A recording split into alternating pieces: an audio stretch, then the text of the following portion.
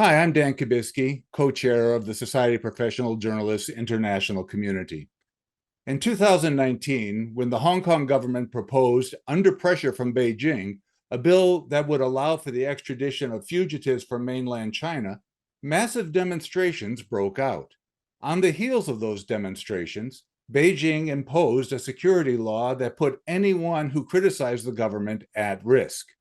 The security law had a big impact on Hong Kong and its residents. Many countries and institutions now question Hong Kong's commitment to the rule of law. Just this past week, the World Justice Project lowered Hong Kong's ratings in the Global Rule of Law Index. Sanctions were imposed by the United States against Hong Kong Chief Executive John Lee because of his role in the crackdown of those demonstrations. These sanctions are preventing Lee from attending the regional APEC meeting in San Francisco later this month.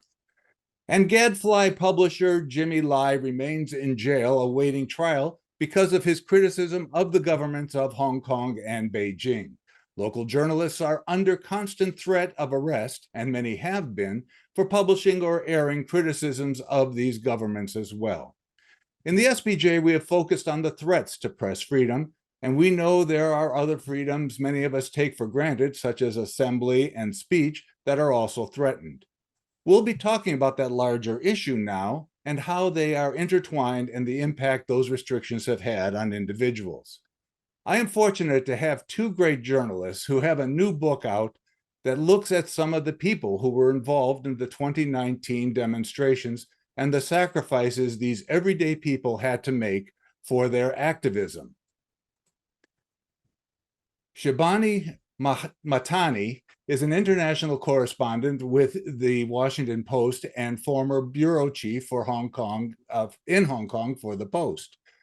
Timothy McLaughlin is a prize-winning contributing writer for The Atlantic. He formerly was with Reuters and has been published in Wired, one of my favorite publications, and the LA Times. Their book is called Among the Braves. It is available for pre-sale now and will be in bookstores on November 7th. So, both of you, thank you very much for being here. Just the first question, what prompted you to do this book? Yes, thank you so much for the opportunity, and thank you to the SPJ for having us. So I think, as both of us journalists, of course, being on the front lines of those protests in 2019, it really felt like just a deluge of things were happening, every single day, and we were trying to make sense of it as we, went through the months and the protests intensified and they continued to hold the world's attention. And then in 2020, obviously the pandemic hit and things went quiet, and the focus for obvious reasons went elsewhere. Within that quiet, that there were few journalists who could enter Hong Kong because of the travel restrictions, and I think we were among a pool of journalists who really felt that we continued to have this front row seat to what was happening there.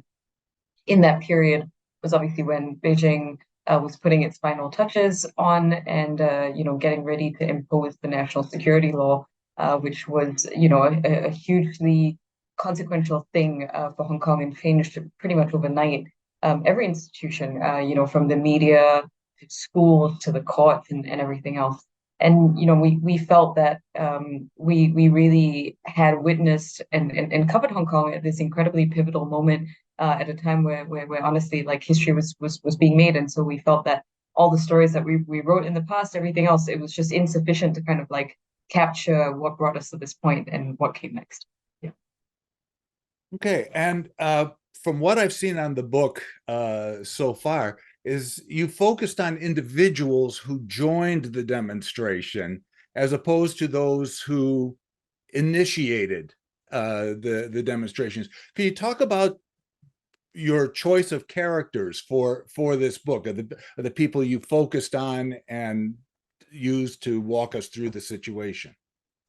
Yeah, so I think we wanted to find characters or people who kind of told different parts, of the Hong Kong protest. One of the people is a young man named Tommy who fled Hong Kong to Taiwan by boat. After kind of in the midst of the protests, he had been arrested. He fled with four other rather young men. They went to Taiwan. They were kind of given temporary refuge there, then resettled in the United States. So I think his story was interesting to us because he was kind of an everyman sort of protester, a young person, who kind of started out not that politically active and saw this kind of arc, happen within his own life and his political actions. The other people are a little bit more known.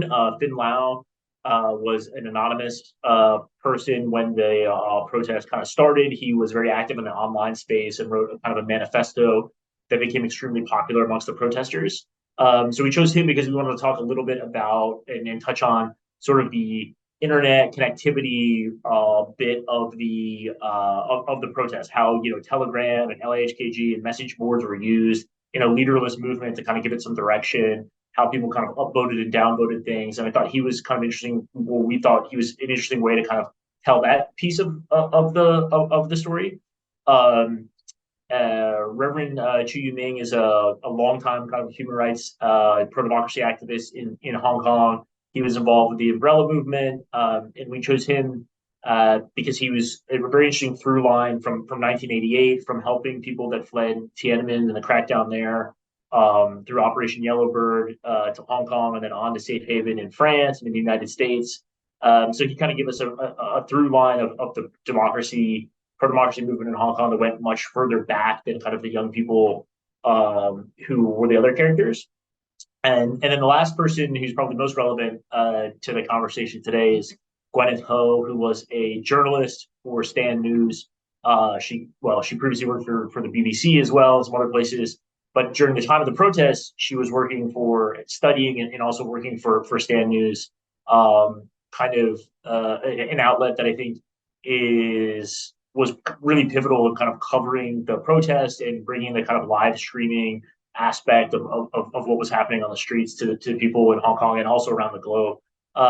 She rose to prominence because she was at two kind of pivotal events during the protest, the siege at Ledgeco and also the Yuen Long attacks when the police kind of stood by as some protesters were attacked by thugs brandishing sticks and other weapons. And then she took that and she decided to kind of try her hand at traditional politics and join up with this group of people who came out of the protest movement who were trying to kind of formalize their role, be elected to various offices in Hong Kong. Unfortunately, all of them were arrested for violating the NSL, and Gwyneth has been in jail on charges stemming from that, and the trial is currently ongoing. And I should point out that Stand News is one of those news organizations that were forced to close because of the security law. And that happened. I believe they were closed just as they began to win all sorts of awards, including the Foreign Correspondents Club Human Rights Awards. Yeah, that's I guess a great segue to like the broader issues of media freedom and press and all of that in Hong Kong.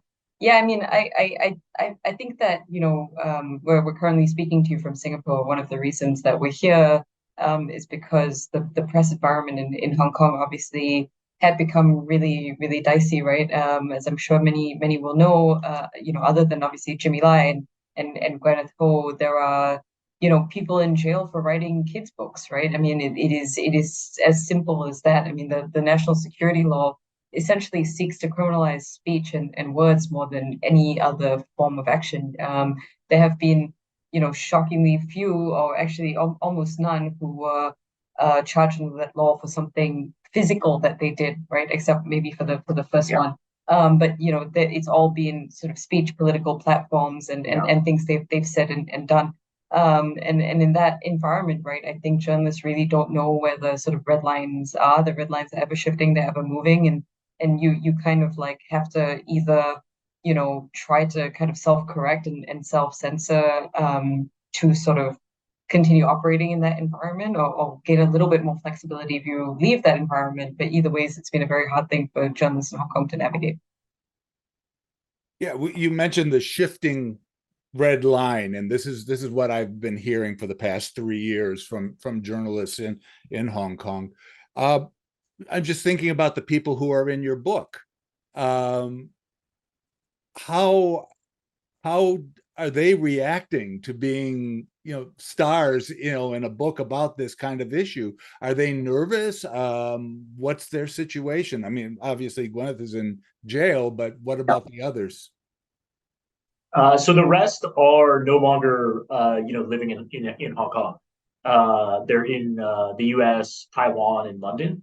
And that was a choice that we made to make sure that we could protect people and make sure that that people we were writing about were not put in danger by speaking to us and by taking part of this.